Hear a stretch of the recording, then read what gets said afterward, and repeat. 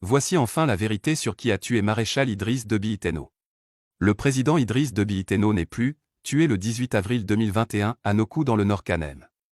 Il s'était rendu auprès de ses troupes pour superviser les opérations militaires engagées contre la rébellion armée du FACT qui a déclenché les hostilités depuis le 11 du même mois.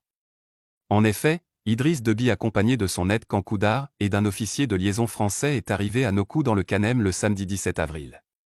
Il s'installe à son QG situé à une cinquantaine de kilomètres de la ligne de front. Dans la nuit du dimanche 18 avril, Idriss Déby convie certains responsables militaires triés sur le volet à une réunion sous sa tente. Juste à la fin de cette réunion, arrive un général, bien connu par les Tchadiens, qui était lui à un poste avancé protégeant le QG du maréchal. Aussitôt croisé, Idriss Déby lance à l'endroit de ce général, « Et rebelle, qu'est-ce que tu fais ici ?» Il faut comprendre que le terme « rebelle » ici n'a aucune relation avec l'ennemi d'en face, le FACT. Mais il traduit bien le ressentiment qu'a toujours Idriss Déby à l'égard de ce général qui, à l'instar de plusieurs autres officiers du clan, avait refusé de s'associer à l'attaque du domicile de Yahya Diop. La réponse du général traité de rebelle va mettre Idriss Déby hors de lui. Instantanément, Déby sort son pistolet et abat à bout portant ce général. Presque aussi instantanément une rafale retentit dans le groupe d'hommes qui encadre le président Déby. C'est le cousin du général abattu, Tchadananat et pour le moment son nom, qui vient de vider le chargeur de son FAMAS sur le président Déby. Une fusillade s'ensuit, occasionnant la mort de plusieurs militaires et de blessés dont le général Taher Erda, légèrement touché. Le maréchal est mort sur le coup. L'officier de liaison français qui a assisté à cette fusillade informe aussitôt ses supérieurs de la mort de Déby. L'information est rapidement cloisonnée.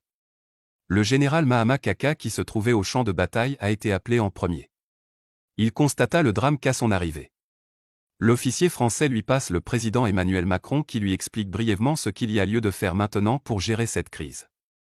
Puis c'est au tour du chef d'état-major général des armées, le général Abdelkérim Daoud d'être appelé sur le lieu du crime, mis au fait de ce qui s'est passé et de la décision de l'Élysée de placer le général Mahama Kaka à la tête du pays.